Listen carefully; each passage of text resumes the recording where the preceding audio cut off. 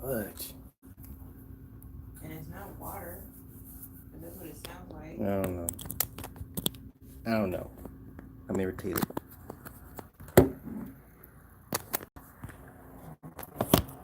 They trying to stifle me because I'm about to go in.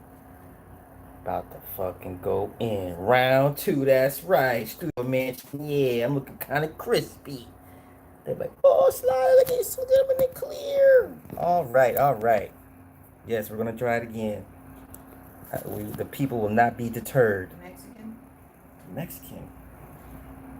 Tortilla soup. Chicken tortilla soup, yeah, see if they have some. All right. Here we go. CP30, thank you, bruh. I'm not nobody's master teacher, man. Audio sounds better because I'm on my phone. I'm on my phone. Anything else or not? To choose from? Chicken tortilla, soup, and maybe a chicken taco with just chicken and the taco and cheese Shush. and some Shush lettuce. up. Okay. Are you? Can I go to work? Get back to work now. Don't get married. Don't get married. Don't do it. The Chronicles of Judah changing YouTube. Ah, that's what. Hey, I heard he got demonetized, man. That's fucked up. He hit 100K and they demonetized him. It's a dirty game out here. YouTube is playing a dirty, dirty game, y'all. Don't do it like that. Listen, this woman. All the Mexican places close at 10:45. Okay, so put the order in. Sounds like a simple solution to me. Can I go back to work now? Man, somebody wants some attention, obviously. Tyrone, what's happening? Chris, yeah. Okay, so let's get into it.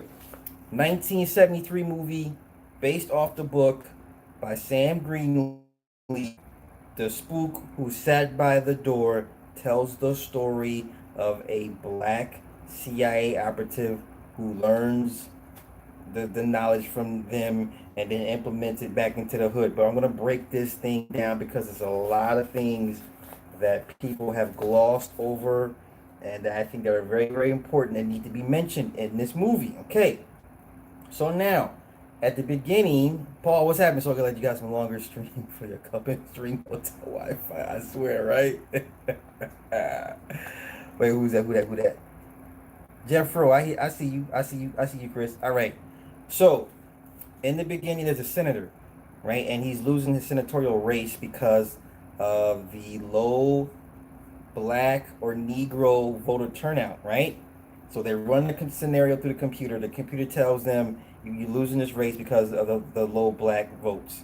So then his aide is like, hey, why don't we blame the CIA for racial discrimination against black people, and that'll help turn the tide and him gain black voters. He's like, great idea. Well, let's do that. So the CIA brings in 30 black recruits. Brings in 30 black recruits as part of the integration program to being more open and honest CIA. Go figure. So then to make the final 10 make the cut.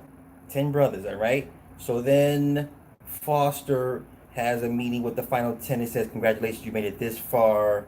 Um, I hope to see you guys all graduate, whatever the case may be.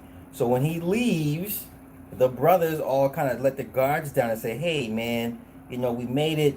A few of them recognize each other from fraternities and some sporting events. Freeman is the protagonist. Freeman is the one in the background chilling. He doesn't know none of these dudes because Freeman is out for self. The rest of the brothers are like, hey, we as long as we keep the grading curve low, we should all make it. That's their plan. The plan is for all the brothers to graduate and make it. Freeman, now some may disagree with me on this one. I say Freeman was selfish. Okay? Because I think Freeman should have been like, okay, I'm still gonna do my plan, but let me help these brothers get in. Regardless of what they're going to do, I'm still gonna do my plan. Freeman fucks it up for everybody. Freeman, because he's a smarty arty. So he raises the grading curve so it goes from 10 down to 6. He's in the top 3 categories for everything, right? He's a very unassuming, under the radar, right? So then the CIA general and Foster, they're like, hey, I thought they all going to wash out. And he was like, well, this one particular one, Freeman, he's pretty good. He's pretty athletic. And they're like, oh, they're always athletic. They're all pretty good. That's this running theme about blacks being physically superior and they're great at sports. Okay, so then it gets down to the final six. Bear with me. So before when it gets down to the final six, four of the brothers come to Freeman's room. They're like, hey, we're about to go to DC and go hang out. Why don't you come with us? Freeman's like, I got work to do. I got to study. One brother's like, hey, man, why don't you join us, man? You're a real coon. I think you want to be down with the white man. And then Freeman's like, something like, you don't know me. And he said, well, said, brother, we need to step outside. And he says, um, you don't want that because I kick your ass. And they had to hold the one dude back. And Freeman's sitting in his chair chilling. They leave. So Freeman eventually goes out by himself, goes to a bar. She's this sex worker. She's a sister, right? And he buys her a drink. Okay? Buys her a drink. She gives him the price. They go back to a room. Now here's where things get kind of crazy. So he takes a liking to the sex worker. He's like, hey, sister, you remind me of somebody. She's like, who? He says, you remind me of Queen Dahomey. She's like, Queen Da who? Queen Dahomey. An ancient African tribe. And you look like the sister, but with a natural hair. And she's like, man, listen, I need you to act like a trick and stop all the kinky hair queen talk. But he piqued her interest. So during the conversation, she's like, you really think I look like her? He's like, yeah, you look just like her, just with the afro, with the natural, right? So then it's weird, but trust me, it comes back to play. All right. Meets a worker. She brushes him off. Kinky hair. Okay. So going back to the training regiment, there's this white judo instructor, right? He doesn't like Freeman, doesn't like black people, period.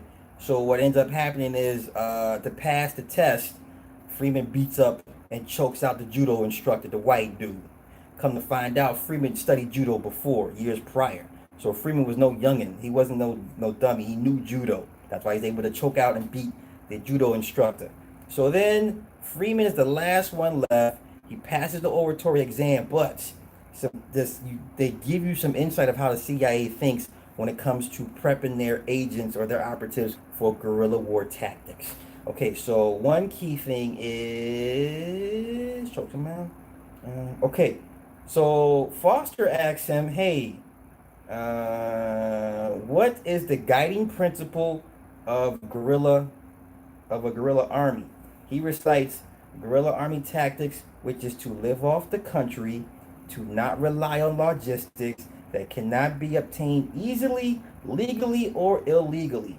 Then he asks him, what happens in the chain of command if the number one or the number two get captured ahead of themselves? And then that everybody after that moves up two positions. Okay? Wait, who did I see super chat? Green, hey, thank you. Hey, appreciate it. Thank you. Okay, so then Freeman gets the job. He's integrated into the CIA. He becomes the reproduction section chief. Whatever the fuck that is. Okay, so then Freeman has a girlfriend that lives in Chicago. He's a top worker. They love him because he's a token Negro. He does everything he's supposed to do. Yada, yada, yada. The girlfriend comes out and says, I can't do this anymore with you. I'm not coming back to DC. I'm getting married. Treat you right. Now, what's funny is that this whole scenario plays out today. You hear a lot of this gender war. This movie was ahead of its time. The whole gender thing, women hitting the wall, wanting to get married before their eggs dry up and have families. That was a very critical point in her deciding to leave Freeman to go while she still had time to get married and have the family. Okay, because he wasn't in her bag, as he said. He said, "I'm not. I know you're not getting younger. I'm not in your bag." That's what he told her. Okay, so they split amicably. Okay, so then he's having lunch with the general of the CIA, right? And There's a scene there. They're in the restaurant. There's a black waiter serving them both, and then the general is like, "Hey, you're a good worker. You're a credit to your race. More. I wish more of your people were like you. Your people need to do and serve." And the whole time he's like, "Yes, sir. You're right, sir. Yes, sir." He says, "Also, you're pretty good. You're a pretty good athlete. You guys are good at that stuff." So the black waiter's looking at him like, "This cool ass nigga right here, right?" Tyrone, this good info. I appreciate it. Thank you, sir. Thank you. Thank you. So the black waiter's looking at Freeman like he's a straight up sellout, not knowing Freeman's plan. So the funny thing is, as the general reaches for his cigar, the black waiter pulls out his lighter, but Freeman beats him to the punch and lights his cigar for him. So the waiter gives him a dirty look towards the end. Next scene, Freeman is walking down the hall with the general, and he decides he wants to take a position in social services back in Chicago and leave the CIA. And the general was like, "Man, I hate to lose you. You're a credit to your race. If you're sure if that's what you want, congratulations. I wish you the best." But the general calls in Foster and says, "Hey, Freeman's leaving us. He wants to go work for the social services program. Run a check on it." Okay? And I missed the part. Before he got the position, the general and Foster are like, "Hey, do the background checks. What does he do? Is he homosexual? Who does he have a girlfriend?" They run on this whole list of this whole dossier file on Freeman, and they find out that he was dating a hooker also too, right? Which is no big deal, but mind you, they're tracking everything this guy does to make sure he fits the profile. Okay, moving on. He goes back to Chicago, right? Working for social services. The word is out on the street. He's back in town. He's also hitting the streets looking to recruit for his master plan. And he hit up a couple of drug dealers that he remembered, some kids that he knew. So then he goes back. Then he goes to the Cobras. He goes to their hangout, right? And they're like, "Yo, man, you're not wanted here, Mr. Social Services worker." They don't like him because he works for He works for the man, right? So then he invites the Cobras, which is Daddy and Willie the mulatto, and the third guy outside the talk. So he beats him up, pulls a gun on Daddy, and says, "Look, I heard about what y'all did with the cops, shooting at the cops from the rooftops with 22s. That's not the way to do it." He said, "If you really want to disrupt the system and get at Whitey, I got the answer for you." So they decided to take him on and then and see what he has to say. "Did you order the food?" "I told you, chicken tortilla soup and a chicken taco." They have chicken soup. Doesn't necessarily say. "That's fine. Let's go with the chicken soup." And then they have hard taco or soft. Soft taco. You know what? Let's do one of each. Let's do one of each. I just want the chicken. I want a little bit of cheese, a little bit of lettuce. I know what you want. And a little bit of tomatoes. You got me? Can I go back to class now? What? Come here. Come here. I told you. Come here. No. I don't. From the picture, it doesn't look like they have. That's fine. Maybe some avocado slices or something like that. I don't see Hey. That's what we get when you Order the food. Sorry, guys. You get unruly wide. I'm sure. Can I get back to class, please? Just the soup and the top. Yeah. Hard and soft. You like that, huh? Hard and soft. No. Slore. Really Auntie. hard. Ew. Well, don't Not start. during class. Don't start. All right, my bad. Wayne, what's happening? Okay. So he begins to recruit the Cobras, and he begins to teach the Cobras espionage, bomb making, guerrilla warfare tactics, firearms training. Okay, so you see the process of them learning stuff, all this good stuff. Okay. Wait.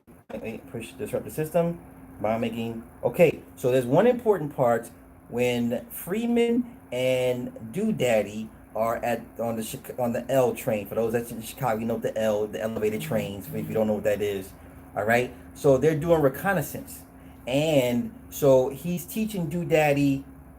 It's called city range estimation. So he begins to break it down. Each city block is 250 yards north to south, 150 yards east to west. Each light pole is 30 yards. That gives you a bunch of references, okay? So then he says the buildings act like a funnel for winds, meaning they could do, the sniper teams can fire their shots with zero windage, which means the wind will not affect their sniper shots when they start shooting from the rooftops. Okay, so then, of course, Freeman starts sleeping back with his girlfriend because he's back in town. So even though she's married, they're still messing around. Okay, Freeman reunites with an old friend of his. His name is Dawson. Dawson is a cop. Chicago. He was in California, came back to Chicago. Dawson is in charge of the inner city riot unit that deals with street gangs. Okay? So then the final step is Freeman teaches the espionage. They go through their final oratory practices and all that good stuff. Then he teaches the Cobras how to steal. Not steal from their people, but steal from the white man. And there's a scene where he sends in one of the Cobras dressed as a janitor. He says no one is going to suspect a black man with a broom in his hand that's always smiling. He's very unassuming, and he can get in anywhere in the white man's building. So he sends his brother in there to the mayor's office while the mayor's on the phone making a phone call. This brother is stealing shit and putting it in the pail, and he walks out of his office while the mayor's still on the phone and the niggas is stealing the shit, right? That's part of the final test. All right. So then Freeman goes to Willie's place. Willie is the mulatto, the half-breed, and he makes Willie the minister of information. Then he asks Willie, hey, we need money. We need to fund this operation. I got a job for you. I need you and the rest of the mulattoes and light-skinned blacks of the Cobras to rob a bank. No dark-skinned brothers allowed. Only mulattoes and the yellow niggas are allowed on this mission to rob the bank, which Willie will be in charge of. Okay? So then Willie goes off in this whole diatribe, saying, I'm black and I'm gonna die black, and a cop gonna put a bullet in the back of my head because nigga like I'm black. It was funny because he was so serious. So that also plays into the motif as to why mulattoes and mixed folk go so hard for pro-blackness to prove to everybody they're black. They're just as black, if not more blacker than everybody else. That's a psychosis right there. Okay, so that was in that. That was pretty smart. So then they're engaging in conversation, and Willie's like, hey man, I can't figure you out. What are you in this for? And Freeman says, I just want to be free. I just want to be free. Starface, what's going on, big dog? Hey, Black Mirror episode. I'm gonna get into Black Mirror later in another movie review. I promise. But right now, this is all strictly Spook sat by the door. I am 5. What's going on, big dog? Okay. So then they pull off the bank heist. Right? No mask, just costumes, whatever. The white dude or the light skinned and the mulattoes pull off the bank heist.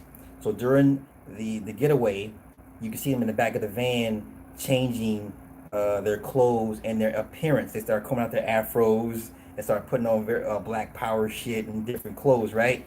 So then the APB says there's a brazen daylight robbery. Suspects are 6 Caucasian males, and they just start laughing. Okay, so now Freeman and Doodaddy basketball court making final preparations to make sure the rest of the guys are ready to go out into other cities to recruit. So they have a set parameters. All right, so it goes first, identify other gang members, set up training, chain of command, organization, and tight discipline in cities of Boston, New York, Philly, Detroit, New Orleans, and LA. And if need be, if the brothers do get caught and get landed in jail, to recruit into prisons as well. Who did that? That'd be the BGFs, the Black Guerrilla Family on the West Coast prisons, up in the level 4s up north. That's all I'm going to say on that. I'm not touching that shit. Okay. Moving forward, so the final mission is they break into the National Guard armory to steal M16s and other military spec weapons to help engage the war against the system. So they steal the weapons, and then okay. So then, wants to right. Okay, so Freeman says he wants to create a new nation by paying freedom dues. Okay, and he said that the motive or the operation modus operandi will be to hit, run, harass, and hound. But basically, what Freeman wants to do is force the government to make a choice, as he says the government can't fight the niggas at the same time while trying to oppress the rest of the country. So he wants to fight and force them to a standstill to where the white regime will have to make a choice. Okay, that's pretty much it. You want to fight these people to a standstill because you're not going to beat them. At the very least, the most you could do is fight them to a standstill. That's his plan. All right. So then they break into a radio station. They hijack it, tie up the sound man, tie up the disc jockey, and then Freeman, masked up, goes in and starts announcing that it's time for the war. The Black Freedom Faction is what they're called, and his name is Uncle Tom. So while he's on the air, he's telling everybody what the plan is. He says, hey, in about 30 seconds, we're going to blow up the mayor's office because they're going to lie and say there's an assassination attempt, which is not true. But before they do that, wait. Oh, okay. The reason why they break into the radio station is because the Chicago PD shoots and kills a junkie in the back. So the city is in unrest. The black folk are upset. A riot breaks out. They bring in the National Guard. That's what forces their hand because everybody's ready to act. And Freeman's like, no, not yet. I'm not ready to pop off the war because of a dead junkie. But everybody else is like, man, what are we waiting on? So then kind of his hand is kind of forced because then the National Guard had been accused of shooting and killing a 14-year-old girl and burning down businesses. So that's what prompts Freeman and the guys to break into the radio station to let everybody know the war is on. So while he's on air, they blow up the mayor's office. They put the National Guard and the Chicago PD on notice saying they have to leave town by midnight. So then the National Guard, the colonel, he goes on he has a press conference saying, hey, if these people would act right, we wouldn't be here.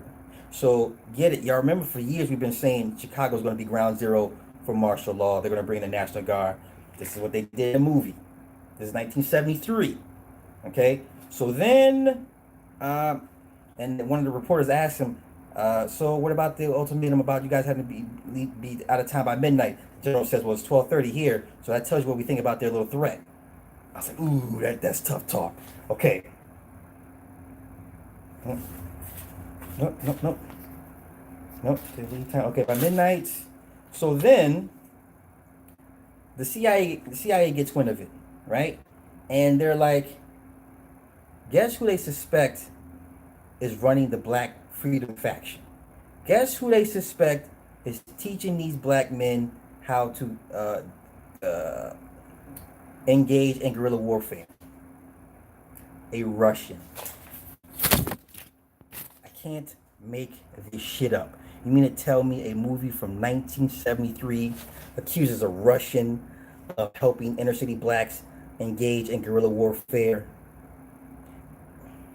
Don't want to go off on a tangent, but do you see how scripted and contrived these news stories are when it comes to Trump and the Russians and Russian bots, yada, yada, yada. 1973, y'all. Okay? All right. Moving on. So then they break into the colonel's office. They kidnap the colonel, paint his face black, and make him drink LSD-laced coffee.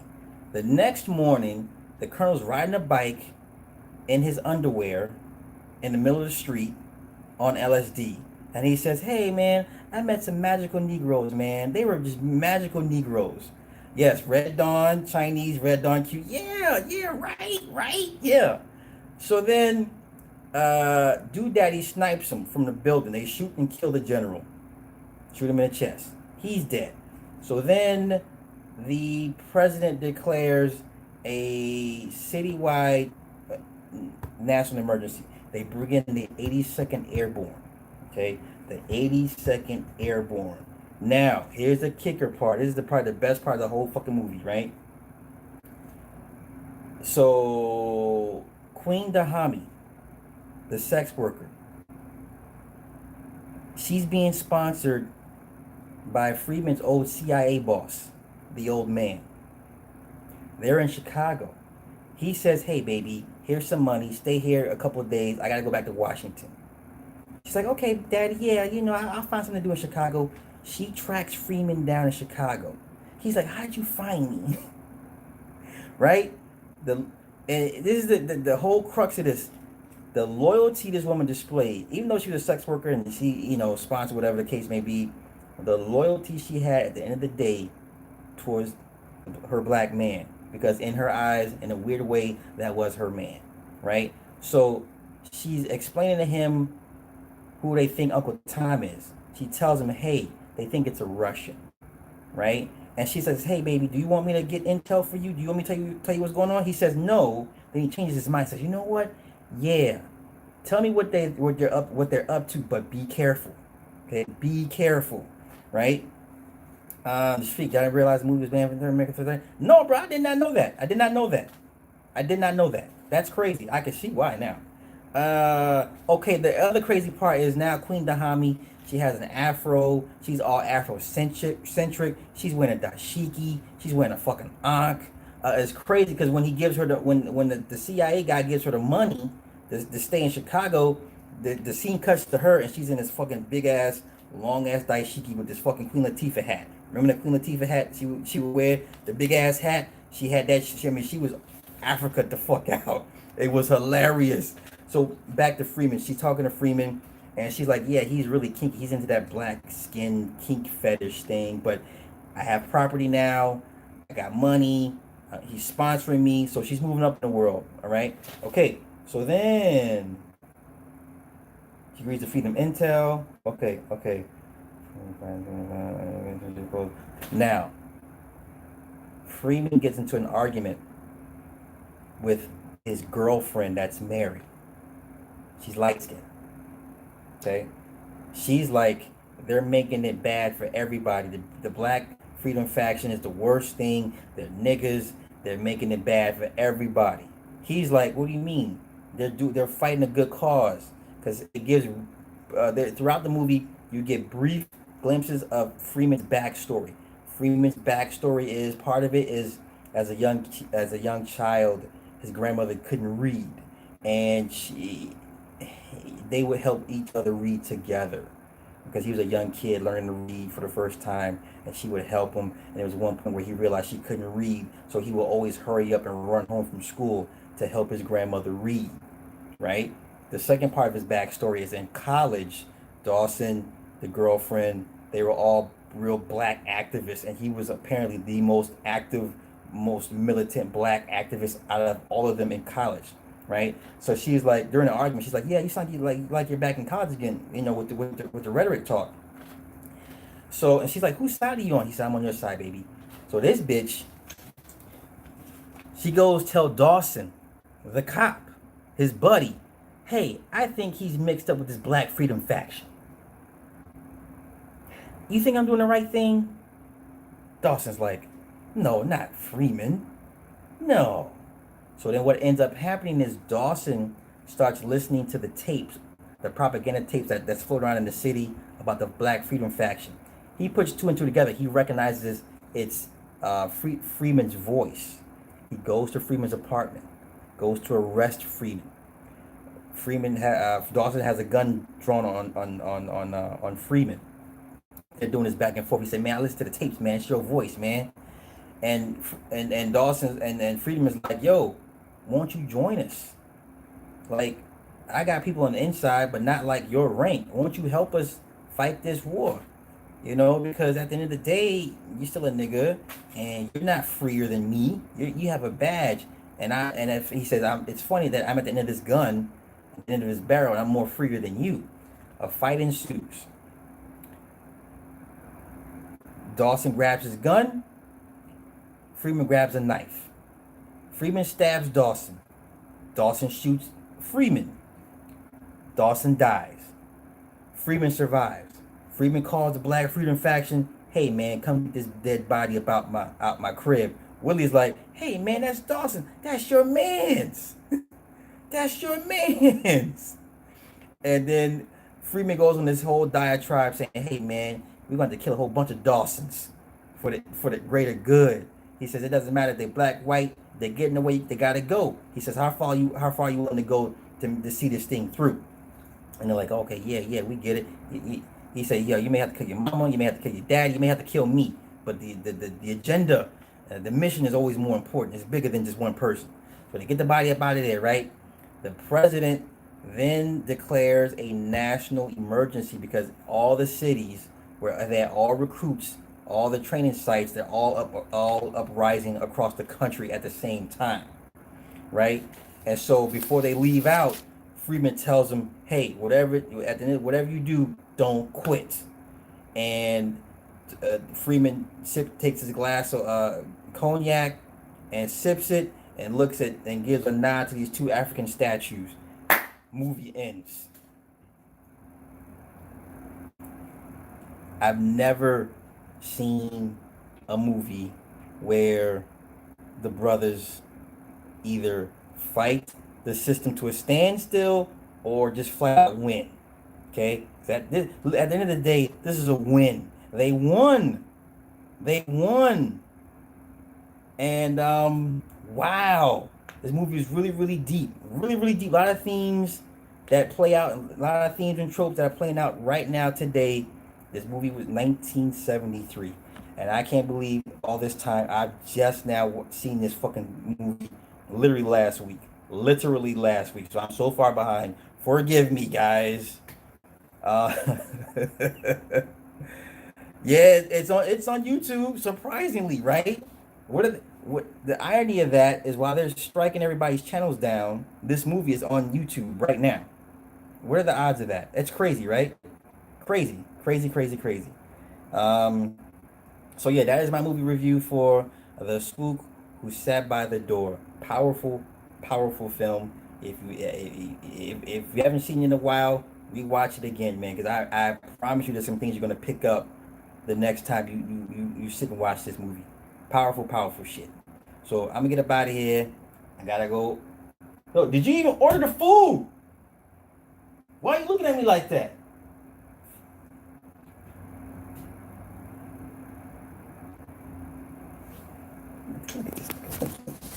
Oh, you don't want no screen time? Oh, you don't want no screen time, huh? Yeah. All in my motherfucking grill, but you don't want no screen time. Boy, ain't that about a blend? Yeah, ain't nobody think about you. That's what the hell you get. You're old as fuck. I'm not picking you up. Too buku. It's on its way. Alright, cool. So yeah, I'm gonna get out of here. I'm gonna go watch this bullshit ass Black Mirror season 5 with the fuck shit with First two stupid. My wife did not like none of this shit. You didn't like none of it, did you? No. No, she didn't like it. But I'm gonna get into it.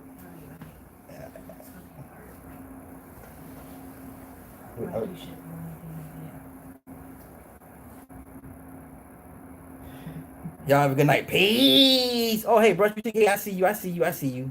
Don't Ray Ricer. That's funny. Don't Ray Ricer. No, she knows better. That was funny. Oh, what did you say? If they only knew? Is that what you're gonna say?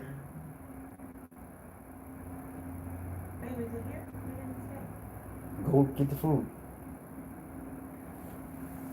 Probably been sitting there for 10 minutes waiting on you. No, I just literally. Alright, okay, thank you. Gracias. You go. Shit. I'm working. Hop your ass up. Anywho, so I'm gonna watch this Black Mirror season 5 shit. I'm gonna upload the review. Yo, you saw what do you think about Godzilla Starface? I loved it. I don't care for the human interaction, but I love that movie, man. Yo, Ghidorah will go down as the greatest on-screen dragon, even more so than Smog, even more so than Drogon. Okay. You're gonna have to get it because it's the guy. Why I got to go get it? I'm working right now. Hurry up. Don't rush me. Don't rush perfection. Yes. Rodan was. Oh yeah. Rodan don't like no fucking body. You saw how he didn't want to bow down to Godzilla. This fool got stabbed and shit. He was like, I don't want to bow down to you, but I will. So yeah, I loved it. It was dope. It was dope. So you're really not gonna get the food. It's a guy and it's dark. It's late. I'm not going out there. He can't come into the lobby and bring it. You know how many people get snatched from lobbies? Ain't nobody trying to snatch you. You too. I'm too late. Nobody's trying to snatch. They will give you back. They be like, hey brother, wrong victim. We're sorry. They will send you back with an apology note, stapled to your shirt. So, my bad, dog. Yes, you are. You really. That's why they will give you back. Nobody's gonna snatch you up, dog. For real. Yo, I'm out of here. Peace.